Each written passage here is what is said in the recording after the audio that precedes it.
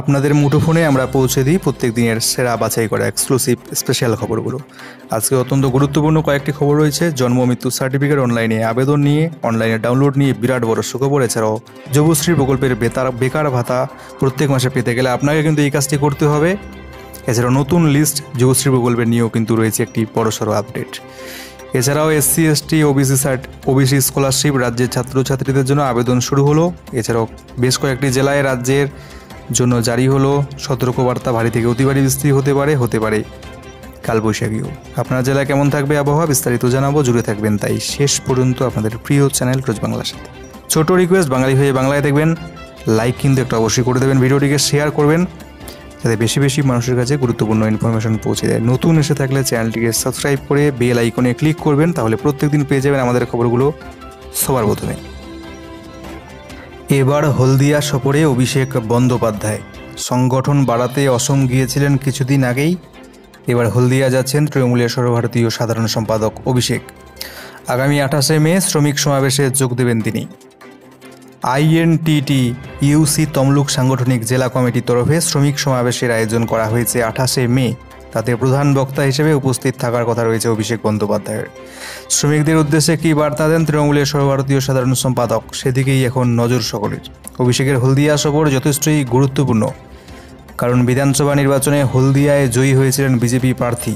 হলদিয়ায় আবার অধিকারী পরিবারের যথেষ্টই প্রভাব রয়েছে। এছাড়াও চলতি বছর হলদিয়া পুরসভার বর্তমান পুর বোর্ডের মেয়াদও শেষ হচ্ছে, তাই পুর ভোটের আগে অভিষেকের হলদিয়া সফর যথেষ্টই তাৎপর্যপূর্ণ বলে মনে করছে রাজনৈতিক মহল।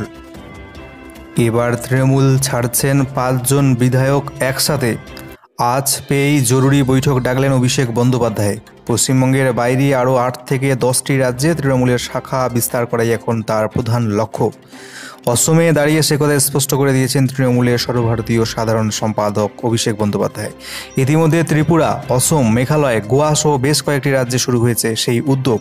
মেঘালয়ে খুব বেশি দিন হয়নি ঘাসফুল ফুটেছে। শূন্য থেকে একেবারে রাজ্যের প্রধান বিরোধী দলের তকমা পেয়েছে তৃণমূল। কংগ্রেসের ঘর ভেঙে তাবর নেতাদের নিজেদের দলে নিয়ে এসেছিল তৃণমূল, কিন্তু তাতেও শান্তি নেই। কানাঘুষো মেঘালয়ে তৃণমূল ছাড়তে চলেছেন একসাথে 5 জন বিধায়ক। মেঘালয়ের রাজনৈতিক দল ইউনাইটেড ডেমোক্রেটিক পার্টির সঙ্গে এই 5 বিধায়কের যোগাযোগ চলছে। আজ পেয়ে জরুরি বৈঠক ডাকলেন এবার অভিষেক বন্দ্যোপাধ্যায়। এই আবহে মেঘালয় তৃণমূল সভাপতি চার্লস পিংরোপ এবং বিধানসভার বিরোধী দলনেতা মুকুল সাংমাকে কলকাতায় এবার জরুরি তলব করলেন অভিষেক বন্দ্যোপাধ্যায়। খবর মিলেছে সংগঠনের হয়ে সেভাবে সক্রিয় ভূমিকায় দেখা যাচ্ছে না তৃণমূলের অনেক নেতাকেই। এই পরিস্থিতিতে 3রা মে মেঘালয়ে যাওয়ার কথা ছিল অভিষেক বন্দ্যোপাধ্যায়ের, তবে শেষ মুহূর্তে তা বাতিল হয়ে যায়। তবে মেঘালয়ে দলে ভাঙন ধরলে উত্তর পূর্ব ভারতে তৃণমূলের সম্প্রসারণে বিরাট বড় ধাক্কা বলেই মনে করছেন রাজনৈতিক মহল। সেই কারণে এবার 5 জন বিধায়কের দল ছাড়ার জল্পনা আসতেই জরুরি বৈঠক ডাকলেন অভিষেক বন্দ্যোপাধ্যায়।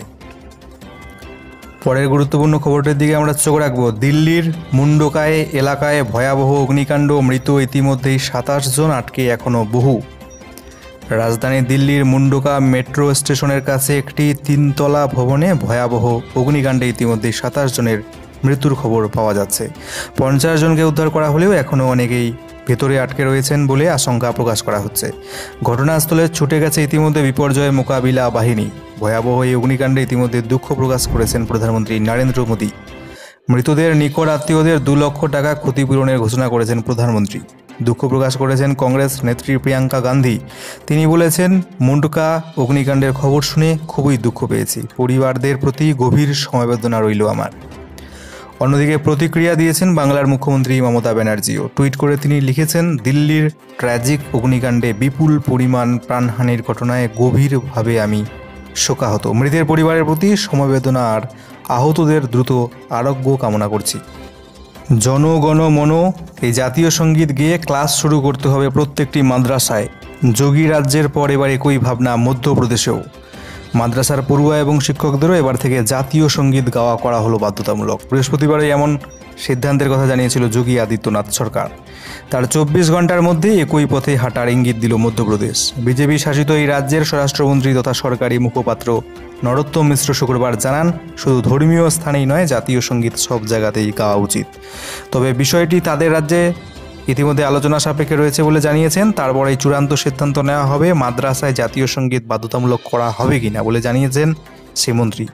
উত্তরপ্রদেশ মাদ্রাসা বোর্ড ইতিমধ্যেই মাদ্রাসায় জনগণ মন গাওয়া আবশ্যিক ঘোষণা করেছে। বিষয়টির প্রশংসায় শোনা গেল নরোত্তম মিশ্রর গলায়। তার কথায় এটি অত্যন্ত গুরুত্বপূর্ণ বিবেচ্য বিষয়। আমরাও ব্যাপারটা নিয়ে চিন্তাভাবনা করছি আমাদের রাজ্য নিয়ে। প্রসঙ্গত, উত্তরপ্রদেশে 30 মার্চ থেকে 11 মে পর্যন্ত রমজানের জন্য মাদ্রাসাগুলো বন্ধ ছিল। বৃহস্পতিবার নতুন করে খুলল যোগীরাজ্যের মাদ্রাসা, আর এদিন থেকেই চালু হয়ে গেল নয়া নিয়ম। প্রসঙ্গত আপনাদেরকে জানিয়ে রাখি, 2017 সালে উত্তরপ্রদেশ মাদ্রাসা বোর্ড স্বাধীনতা দিবসে তাদের অনুমোদিত সব শিক্ষা প্রতিষ্ঠানে জাতীয় পতাকা উত্তোলন জনগণ মন গাওয়া বাধ্যতামূলক বলে ঘোষণা করেছিল। এর 5 বছর পর স্কুলে ক্লাস শুরুর আগে জাতীয় সঙ্গীত গাওয়া এবার বাধ্যতামূলক বা আবশ্যিক করা হলো। ইউক্রেন যুদ্ধ বিধ্বস্ত, তাই রোমানিয়া থেকে দেশে উড়িয়ে আনা হচ্ছে বন্দে ভারত ট্রেনের চাকা। রোমানিয়া থেকে উড়িয়ে আনা হচ্ছে বন্দে ভারত ট্রেনের চাকা। এই ট্রেনের চাকা আসার কথা ছিল ইউক্রেন থেকে, কিন্তু যুদ্ধবিধ্বস্ত ইউক্রেন থেকে ওই চাকাগুলো আনা সম্ভব হচ্ছিল না। তাই ইউক্রেন থেকে বন্দে ভারত ট্রেনের চাকা স্থলপথে রোমানিয়ায় পাঠানো হয়। এরপর রোমানিয়া বিমানবন্দর থেকে একটি বিমান ট্রেনের চাকা নিয়ে ভারতের উদ্দেশ্যে ইতিমধ্যে রওনা দিয়েছে।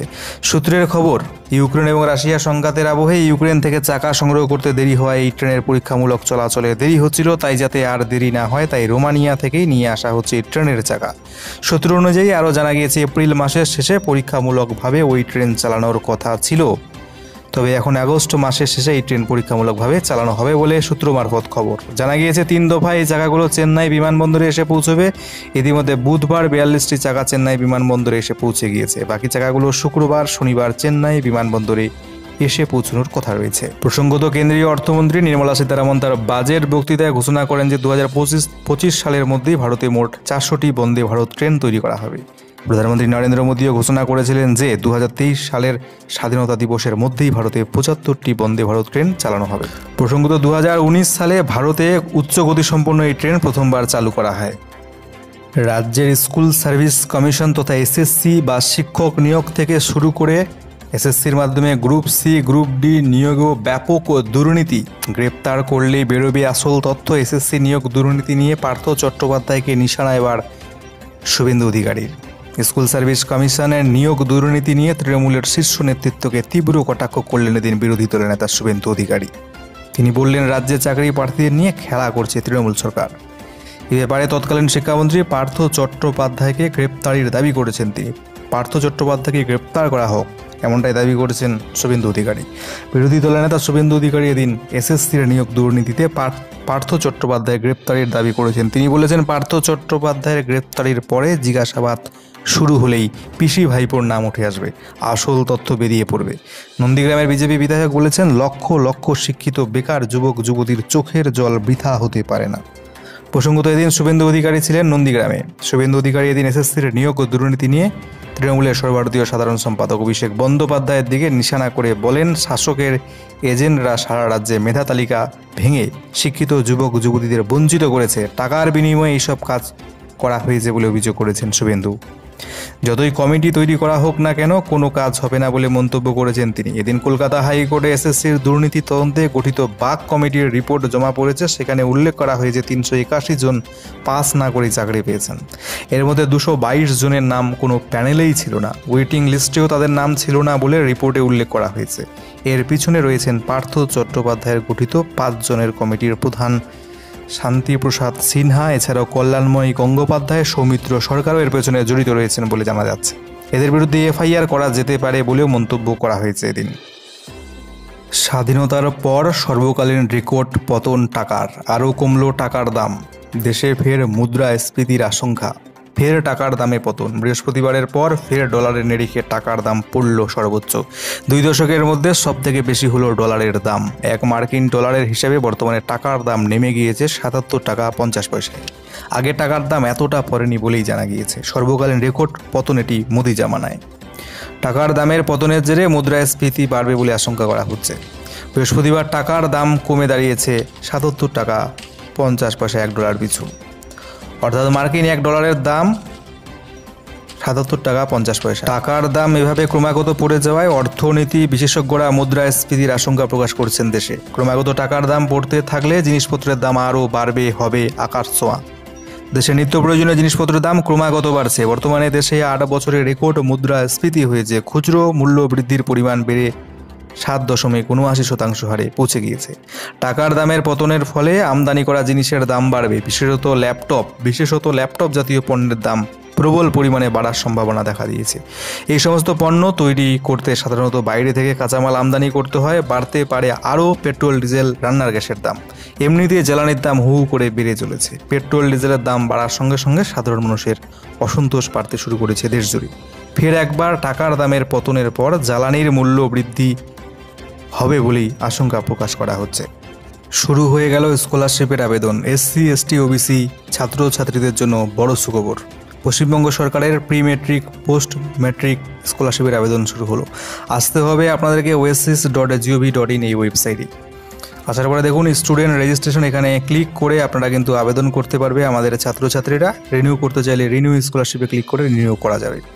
তো এখানে জানানো হয়েছে, আমরা একটু নিচের দিকে আসবো, জানানো হয়েছে online application for scholarship has been started on 10 May 2022 for 2022-23 session. অর্থাৎ এই 2022-23 সেশনের জন্য স্কলারশিপের আবেদন 10 মে থেকে শুরু হয়ে গিয়েছে প্রি মেট্রিক, পোস্ট মেট্রিক স্কলারশিপের জন্য। প্রি মেট্রিক তথা ক্লাস 9-10-এর এসসি, এসটি ছাত্রছাত্রীরা প্রি মেট্রিক স্কলারশিপের জন্য আবেদন করতে পারবেন এবং পোস্ট মেট্রিক তথা ক্লাস 11 এবং তার উপরের যে ছাত্রছাত্রীরা রয়েছে তারা কিন্তু পোস্ট মেট্রিক স্কলারশিপের জন্য আবেদন করতে পারবেন। ক্লাস 11 থেকে এসসি, এসটি, ওবিসি সকলেই এই স্কলারশিপগুলোর জন্য আবেদন করতে পারবে। আরও একটি গুরুত্বপূর্ণ খবর রয়েছে, আপনাদেরকে আমরা কিছুদিন আগেই জানিয়ে দিয়েছিলাম। মুখ্যমন্ত্রী ঘোষণা করেছিলেন, জানিয়েছিলেন জন্ম মৃত্যুর সার্টিফিকেট এবার অনলাইনে আপনারা আবেদন করতে পারবেন, অনলাইন থেকে সার্টিফিকেট ডাউনলোড করে নিতে পারবেন। বিরাট বড় ঘোষণা ছিল, সেই অনুযায়ী কিন্তু নতুন ওয়েবসাইট চালু হয়ে গেল। ওয়েবসাইটটি হলো জন্ম মৃত্যু তথ্য.wb.gov.in। উপরের দিকে আপনারা ওয়েবসাইটটি দেখতে পাচ্ছেন, ওয়েবসাইটে আসবেন আপনারা। জন্ম মৃত্যু তথ্য ওয়েবসাইটে আসলে আপনারা কিন্তু এখানে জন্মের সার্টিফিকেটের জন্য মৃত্যুর সার্টিফিকেটের আবেদন করতে পারবেন। মোবাইল থেকে খুলেছি, আপনারা এলে কম্পিউটার ডেস্কটপ থেকে খুলে নেবেন। মোবাইল থেকে খুলেছি তাই ডান দিকে উপরে আমরা ক্লিক করে দেবো। এখানে কিন্তু সিটিজেন সার্ভিসেস অপশন, সেখানে ক্লিক করব। বার্থ সার্টিফিকেট রিলেটেড কোনো কাজ করতে চাইলে সেখানে ক্লিক করে দেবো। কীভাবে আপনারা বার্থ সার্টিফিকেটের জন্য অ্যাপ্লাই করবেন গাইড করা রয়েছে, ইউজার গাইড ডাউনলোড করে দেখে নিতে পারবেন। অ্যাপ্লাই ফর নিউ রেজিস্ট্রেশনে ক্লিক করে যাবতীয় ডিটেলস দিয়ে আপনারা কিন্তু আপনাদের জন্ম সার্টিফিকেটের আবেদন করতে পারেন। ট্র্যাক অ্যাপ্লিকেশনে ক্লিক করে আপনার যে অ্যাপ্লিকেশন আইডি সেটা দিয়ে আপনি ট্র্যাক করে দেখে নিতে পারবেন আপনার স্ট্যাটাস। তারপরে আপনার সার্টিফিকেট তৈরি হয়ে গেলে অনলাইনে ডাউনলোড সার্টিফিকেটে ক্লিক করে আপনি আপনার জন্ম সার্টিফিকেটটা এখান থেকে ডাউনলোড করে নিতে পারবেন। সেমভাবে আপনারা ডেথ সার্টিফিকেটও এখান থেকে কিন্তু এইভাবেই পেয়ে যাবেন। তো বড় সুখবর এটা, জন্ম মৃত্যু তথ্য wb.gov.in ওয়েবসাইট কিন্তু চালু হয়ে গিয়েছে। অপরদিকে রাজ্যের যুবশ্রী প্রকল্প, বেকার ভাতা কিংবা এমপ্লয়মেন্ট ব্যাংক নিয়ে একটা বড় সড়ো সুখবর রয়েছে। যদি আপনি বেকার ভাতা এখনও পর্যন্ত পেতে চান তাহলে আপনাকে এই কাজটি করতেই হবে। নতুন লিস্ট নিয়েও একটা আপডেট আপনাদেরকে জানাবো। তো দেখুন, একটা কিন্তু বিশেষ বিজ্ঞপ্তি পশ্চিমবঙ্গ সরকার শ্রম দপ্তরের তরফ থেকে দেওয়া হয়েছে। এখানে আপনারা ইতিমধ্যে যারা যুবশ্রী প্রকল্পের বেকার ভাতা পাচ্ছেন তাদের জন্য এই আপডেটটি রয়েছে। কোভিড পরবর্তী সময়ে যে সকল যুবশ্রী প্রকল্পের ভাতা প্রাপকরা যারা প্রত্যেক মাসে যুবশ্রী প্রকল্পে 1500 টাকা করে অ্যাকাউন্টে পাচ্ছেন তারা 20/1/2022 থেকে 6/2/2022 এবং 7/2/2022 থেকে 7/3/2022 এর মধ্যে অ্যানেক্সা 3 যারা জমা করতে পারেননি তাদের উদ্দেশ্যে জানানো হচ্ছে যে আপনারা অবশ্যই আগামী 9 মে 2022 থেকে 23 মে 2022 মধ্যে আপনাদের কিন্তু অ্যানেক্সা 3 ফর্মটি অনলাইনে সাবমিট অ্যানেক্সা 3 এই লিঙ্কে ক্লিক করে জমা করতে হবে। তো এখানে উপরের দিকে রয়েছে সাবমিট অ্যানেক্সা 3, সেখানে ক্লিক করে আপনারা কিন্তু অ্যানেক্সা 3 ফর্মটি আপলোড করে দেবেন, এখানে সাবমিট করে দেবেন। যারা জানেন না তাদেরকে জানাচ্ছি, যারা যুবশ্রী প্রকল্পে ইতিমধ্যে টাকা পাচ্ছেন প্রত্যেক 6 মাস অন্তর, সেই প্রকল্পের টাকা নিয়ে আপনারা আপনাদের কী উন্নতির কাজে লাগাচ্ছেন সেটা কিন্তু একটা নথি বা ডকুমেন্টস সরকারকে জমা করতে হয়। সেটা জমা না করলে এই যে আপনার বেকার ভাতার টাকা কিন্তু বন্ধ হয়ে যায়। তো আপনারা ইতিমধ্যে যারা করেননি 23 মের মধ্যে সেটা কিন্তু অবশ্যই করে দেবেন। এবং মাঝে মধ্যেই অনেকেই আপনারা কোশ্চেন করতে পারেন যে আমরা যুবশ্রী প্রকল্পে আবেদন করেছি, কেন আমরা ভাতা পাচ্ছি না। তো দেখুন, যারা আগে আবেদন করেছে, যখন এই প্রকল্প 2011 সালের দিকে শুরু হয়েছিল, আগে যারা আবেদন করেছে তাদেরকে কিন্তু এখানে নাম এসেছে এবং 6 মাস অন্তর অন্তর বা 3 মাস অন্তর অন্তর নতুন লিস্টও আসে। যারা প্রথম দিকে আবেদন করেছে সেই অনুযায়ী কিন্তু ক্রমান্বয়ে তাদের নাম লিস্টে আসছে। তো আপনারাও যদি চেক করতে চান তাহলে ভিউ যুবশ্রী ওয়েটিং লিস্টে ক্লিক করে আপনারা কিন্তু আপনাদের যে অ্যাপ্লিকেশন আইডি সেটা দিয়ে ক্লিক করে দেখে নিতে পারবেন যে আপনারা বেকার ভাতার জন্য এখনও আপনার নাম এসেছে কিনা। আপনারা চাইলে মাঝে মধ্যে কিন্তু এই ওয়েবসাইটগুলো এখান থেকে চেক করে নিতে পারেন, কারণ মাঝে মধ্যে কিন্তু নতুন লিস্ট এই ওয়েবসাইটে দেওয়া হয়। ইতিমধ্যে আবহাওয়া দপ্তরের তরফ থেকে উত্তরবঙ্গের বেশ কয়েকটি জেলার জন্য ভারী থেকে অতি ভারী বৃষ্টিপাতের সতর্কবার্তা জারি করা হলো। এছাড়াও ঝোড়ো হাওয়া, কালবৈশাখীর সম্ভাবনা রয়েছে। দক্ষিণবঙ্গের জেলাগুলোতে কেমন থাকবে আবহাওয়া, বিস্তারিত এই মুহূর্তের ওয়েদার রিপোর্টে পৌঁছে দিচ্ছি আপনাদের দোরগোড়ায়। শুরুতেই চোখ রাখছি আমরা উত্তরবঙ্গের জেলাগুলোর দিকে। তো চোখ রাখবো আজকে 14ই মে শনিবার। উত্তরবঙ্গে দার্জিলিং, জলপাইগুড়ি, কালিম্পং এই সমস্ত জেলাগুলোতে 7 থেকে 11 সেন্টিমিটারের মতো ভারী বৃষ্টিপাত হতে পারে। 30 থেকে 40 কিমি বেগে ঝোড়ো হাওয়া, তার সাথে সাথে বজ্রপাত এবং থান্ডারস্টর্মের সম্ভাবনা রয়েছে। এছাড়া আলিপুরদুয়ার, কোচবিহার জেলায় ভারী থেকে অতি ভারী বৃষ্টিপাত অর্থাৎ 7 থেকে 20 mm পর্যন্ত বৃষ্টিপাত হতে পারে। 30 থেকে 40 কিমি বেগে ঝোড়ো হাওয়া, বজ্রপাত, কালবৈশাখীর সম্ভাবনা 2-1টি জায়গায়। এছাড়া উত্তর দিনাজপুর জেলায় এবং দক্ষিণ দিনাজপুর জেলায় 2-1টি জায়গায় 30 থেকে 40 কিমি বেগে ঝোড়ো হাওয়া, বজ্রপাত ঘটতে পারে। মালদা জেলায় হালকা ঝোড়ো হাওয়া, তার সাথে সাথে বজ্রপাত হতে পারে সামান্য কয়েকটি জায়গায়। শুধু তাই নয়, আগামী 24 ঘন্টা অর্থাৎ 15ই মে রবিবার দার্জিলিং, জলপাইগুড়ি, কালিম্পং 3টি জেলায় ভারী বৃষ্টিপাতের সতর্কবার্তা, তার সাথে সাথে ঝোড়ো হাওয়া 30 থেকে 40 কিমি বেগে বয়ে যেতে পারে 2-1টি জায়গায়, থান্ডারস্টর্ম এবং বজ্রপাতের সম্ভাবনা। এবং আলিপুরদুয়ার, কোচবিহার জেলায় ভারী থেকে অতি ভারী বৃষ্টির সম্ভাবনা। 7 থেকে 20 mm পর্যন্ত বৃষ্টি হতে পারে। 30 থেকে 40 কিমি বেগে ঝোড়ো হাওয়া বয়ে যেতে পারে। এছাড়াও বজ্রপাতের সম্ভাবনা রয়েছে। উত্তর দিনাজপুর, দক্ষিণ দিনাজপুর, মালদায় হালকা মাঝারি বৃষ্টি হতে পারে। 30 থেকে 40 কিমি বেগে ঝোড়ো হাওয়া বয়ে যেতে পারে উত্তর দিনাজপুর এবং দক্ষিণ দিনাজপুরে। এছাড়াও 16ই মে সোমবার দার্জিলিং, জলপাইগুড়ি, কালিম্পং, আলিপুরদুয়ার, কোচবিহার এই জেলাগুলোতেও কিন্তু ভারী বৃষ্টিপাতের সতর্কবার্তা রয়েছে। এবং সেদিন উত্তর দিনাজপুর, দক্ষিণ দিনাজপুর, মালদা জেলায় বৃষ্টিপাতের ঝোড়ো হওয়ার কোনো সম্ভাবনা নেই, তবে হালকা মাঝারি 2-1টি জায়গায় বৃষ্টিপাত হতে পারে। চোখ রাখছি এবার আমরা দক্ষিণবঙ্গের জেলাগুলোর দিকে। দক্ষিণবঙ্গের আজকে 2-1টি জেলায় তথা পশ্চিম বর্ধমান, বীরভূম, মুর্শিদাবাদ, নদিয়াতে হালকা বৃষ্টি হতে পারে 2-1টি জায়গায়। এই জেলাগুলো বাদ দিয়ে দক্ষিণবঙ্গের বাকি সমস্ত জেলার আবহাওয়া আজকে শুকনোই থাকবে বলে আবহাওয়া দপ্তরের তরফ থেকে জানানো হচ্ছে। এছাড়াও 15ই মে রবিবার দক্ষিণবঙ্গের প্রায় সমস্ত জেলার আবহাওয়া শুকনোই থাকবে, তবে পশ্চিম বর্ধমান, বীরভূম এবং মুর্শিদাবাদের সামান্য কিছু এলাকায় হালকা বৃষ্টি হলেও হতে পারে। আপাতত কোনো সতর্কবার্তা জারি করা হয়নি দক্ষিণবঙ্গের জেলাগুলোর জন্য, তবে 16ই মে এবং 17ই মে 2-1টি জায়গায় হালকা থেকে মাঝারি বজ্রপাতের সম্ভাবনার কথা আপাতত জানাচ্ছে আবহাওয়া দপ্তর।